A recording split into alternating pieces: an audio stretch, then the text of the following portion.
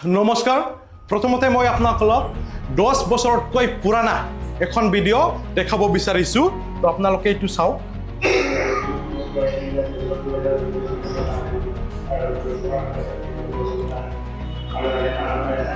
তো আপোনালোকে স্ক্ৰীনত দেখা এজন ব্যক্তিৰ পৰিচয় মই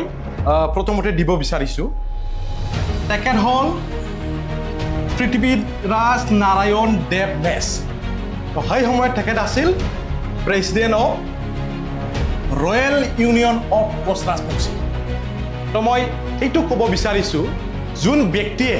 নিজকে কোচ ৰাজবংশী বুলি 10 বছৰৰ আগত পৰিচয় দি আছিল সেই ব্যক্তিয়ে আজিৰ দিনত নিজকে বড়ো বুলি পৰিচয় দি আছে তো ইয়াৰ কাৰণটো কি পৃথ্বীৰাজ নাৰায়ণ দেৱ মেছে গোটেই কোচ ৰাজবংশী জনগোষ্ঠীক বেয়া পায় নাকি যদি তেখেতে বেয়া নাপায় তো কিয় তেখেতে বড়ো হিচাপে নিজকে আজিৰ দিনত কিয় পৰিচয় দি আছে তেখেতে নিশ্চয় আমাৰ কোচ ৰাজবংশী জনগোষ্ঠীক বেয়া পায় আৰু যদি তেখেতে সঁচাসঁচিকৈ নিজকে বড়ো বুলি ভাবে তো আজি মই যোৱা এই দুদিনৰ ভিতৰত মই তেখেতৰ এটা ভিডিঅ' বা নিউজ পৰ্টেলবোৰৰ এটা তেখেতক বাইট মই দেখিবলৈ পাইছোঁ যে তেখেতে আমাৰ বড়ো সমাজত সংগ্ৰামী নেতাসকলক বেয়াকৈ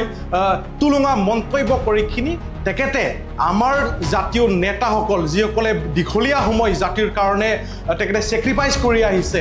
এক্সাম্পল হিচাপে আমাৰ বৰ্তমানৰ ডেপুটি চিফ গোবিন্দ বসুমতাৰী ডাঙৰীয়া আমাৰ বি.আৰ. পেৰেঙ্গা ডাঙৰীয়া তো আমাৰ বিটিআৰৰ সন্মানীয় CM প্ৰমোদ বড়ো ডাঙৰীয়া তেখেতক কিয় মানে বেয়া মন্তব্য দিখিনি আজি কিয় বাৰে অপমান কৰি আহিছে তো ইয়াৰ ভিতৰত কি ৰহস্য থাকে তেখেতে ৰাজনীতিক এটা বেপাৰ বুলি ভাবি নাকি যেতিয়াহে নিৰ্বাচন আহে কাষ চাপি আহে তেখেতে মানে নিউজ মিডিয়াত পটককৈ ক'ৰবাৰ পৰা ওলাইখিনি আমাৰ নেতাৰ মানে সকলৰ বিষয়ত বেয়াকৈ মানে তেখেতে অপমান কৰি থাকে তো মই তেখেতক এটা কথা ক'ব বিচাৰিছোঁ তেখেতে আমাৰ জাতীয় নেতাসকলৰ এনেকুৱা বেয়াকৈখিনি অপমান কৰাৰ কোনো অধিকাৰ নাই আমাৰ জাতিৰ কাৰণে আমাৰ নেতাসকলে সংগ্ৰাম কৰিছে এটা দীঘলীয়া সময় জাতিৰ কাৰণে তেখেতে দিছে তো কেতিয়াবা তেখেতে হাগ্ৰামা মহিলাৰী ডাঙৰীয়াক প্ৰশংসা কৰে কেতিয়াবা মানে তেখেতক গালি দিয়ে কেতিয়াবা আমাৰ BTCৰ ডেপুটি চিফ গোবিন্দ বসুমতাৰী ডাঙৰীয়াক তেখেতে বেয়াকৈ মানে ছ'চিয়েল মিডিয়াত বা নিউজবোৰত তেখেতে কৈ দিয়ে তো সেই অধিকাৰ পৃথ্বীৰাজ নাৰায়ণ দেৱ মেছক কোনে দিলে তেখেতে যোন ব্যক্তিয়ে আমাৰ কোচ ৰাজবংশী জনগোষ্ঠীক বেয়া পাইখিনি নিজকে মানে আজি এটা বড়ো হিচাপে কনভাৰ্ট কৰি লৈছে সেই ব্যক্তিয়ে আমাৰ সংগ্ৰামী নেতাসকলৰ মানে এনেকুৱা বেয়া কোৱা একো তেখেতৰ অধিকাৰ নাই মই আজি তেখেতক ৱাৰ্ণিং দিব বিচাৰিছোঁ আমাৰ বড়ো সমাজে আমাৰ নেতাসকলক অপমান কৰা কেতিয়াও সহ্য নকৰে আপুনি আপোনাৰ নেতাসকলক আমাৰ সংগ্ৰামী নেতাসকলক অপমান কৰাৰ পৰা আপুনি আঁতৰি থাকক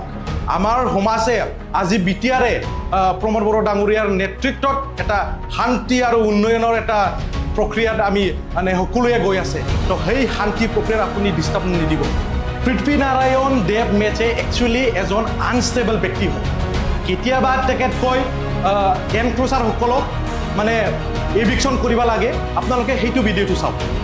বোৰ বিটিএডিৰ অন্তৰ্ভুক্ত ট্ৰাইবেল বেল্ট এণ্ড ব্লক আৰু অসমৰ যিখিনি ট্ৰাইবেল বেল্ট এণ্ড ব্লক আছে ইয়াতে বসবাস কৰা মানে জনজাতীয় খণ্ড আবেষ্টনীত যিবিলাক অসংৰক্ষিত অজনজাতীয় বেদখলকাৰী আছে অৰ্থাৎ যিবিলাক আনপ্ৰটেক্টেড নন ট্ৰাইবেল বেদখলকাৰীসকল আছে তেওঁলোকক অতি সোনকালে উচ্ছেদ কৰিব লাগে এইখন ভিডিঅ'ত স্পষ্টকৈ দেখা গৈছে যে তেখেতে এনক্ৰোচাৰসকলক এভিকশ্যন কৰিব লাগে বুলি তেখেতে দাবী জনাইছে আৰু আনখন ভিডিঅ'টো আপোনালোকে আকৌ চাওক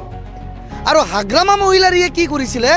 হাগ্ৰামা মহিলাৰীয়ে কিন্তু এভিকশ্যন নটিচ জাৰি কৰাৰ মূল ব্যক্তিজন অতি গোপনীয়তাৰে অজনজাতীয় লোকসকলক উচ্ছেদ কৰিবৰ কাৰণে হাগ্ৰামা মহিলাৰী ডাঙৰীয়াই তেওঁ ষড়যন্ত্ৰ বা ব্লু প্ৰিণ্ট তৈয়াৰ কৰিছিলে মই আজি তথ্যখিনি দেখুৱাব বিচাৰিছোঁ যে হাগ্ৰামা মহিলাৰী ডাঙৰীয়াই কি ধৰণে অজনজাতীয় লোকসকলক BTCৰ পৰা ভূমিৰ অধিকাৰ কৰ্তন কৰিবৰ বাবেই বা BTCৰ পৰা তেওঁলোকক খেদি দিবৰ বাবে হাগ্ৰামা মহিলাৰী ডাঙৰীয়াই ৰণনীতি হাতত গ্ৰহণ কৰিছিলে তো তেখেতে আনখন ভিডিঅ'ত আপোনালোকে দেখা পাইছে যে তেখেতে কৈছে যে অনাথ ট্ৰাইবেলসকলে বিটিআৰত তেখেতৰ ভূমিৰ অধিকাৰ হেৰাবলৈ গৈ আছে তো সেইখন তেখেতৰ যে মন্তব্য আপোনালোকে ডিফাৰেঞ্চিয়েট কৰি চাব তেখেতে মানে একেবাৰে আনষ্টেবল ব্যক্তি হয় কেতিয়াই মানে নিজৰ ইচ্ছামতে কি কয় মই ভাবোঁ তেখেতে নিজে নাজানে তো তেখেতে এনেকুৱা থুলুঙা মন্তব্য কৰাৰ পৰা মই বাৰে বাৰে কৈছোঁ তেখেতে আঁতৰি থাকিব লাগে মই এতিয়া এটা গুৰুত্বপূৰ্ণ বিষয়ত আহিব বিচাৰিছোঁ পৃথ্বীৰাজ নাৰায়ণ দেৱ মেছে যেতিয়া ইলেকশ্যন আহে তেতিয়াই মানে নিজকে ৰাজনীতিক পণ্ডিত বুলি পৰিচয় দিবলৈ মানে আগত আহি যায় আপোনালোকে নিশ্চয় মনত আছে যোৱা MP ইলেকশ্যনত আগত তেখেতে এটা মন্তব্য কৰিছিল যে তেখেতে BPৰ দলৰ পৰা টিকেট পোৱাটো তেখেতৰ নিশ্চিত তো তেখেতৰ কোনটো প্ৰেডিকশ্যনে মানে আজিলৈকে কাৰেক্ট হৈছে তেখেতে মানে কোনটো দল সংগঠন বুদ্ধিজীৱী বা ৰাজনৈতিক দলৰ লগত মানে ভালকৈ তেখেতৰ ৰিলেশ্যন আছে তেখেতক কেনেকৈ মানে এনেকুৱা প্ৰেডিকশ্যন দি আছে আজিলৈকে আপোনালোকে মন কৰক আজিলৈকে তেখেতৰ প্ৰেডিকশ্যন সঁচাকৈ মানে সঁচা বুলি প্ৰুভ কৰিব পাৰিছেনে তেখেতে আপোনালোকে মন কৰক পৃথ্বীৰাজ নাৰায়ণ দেৱ মেছে প্ৰত্যেক নিৰ্বাচনকে তেখেতে মানে এটা বজাৰ নিচিনাকৈ তেখেতে ব্যৱহাৰ কৰিব বিচাৰে প্ৰত্যেক নিৰ্বাচনত মানে যেতিয়াই নিৰ্বাচন সন্মুখত আহে তেখেতে সংবাদ মাধ্যমত মানে আহে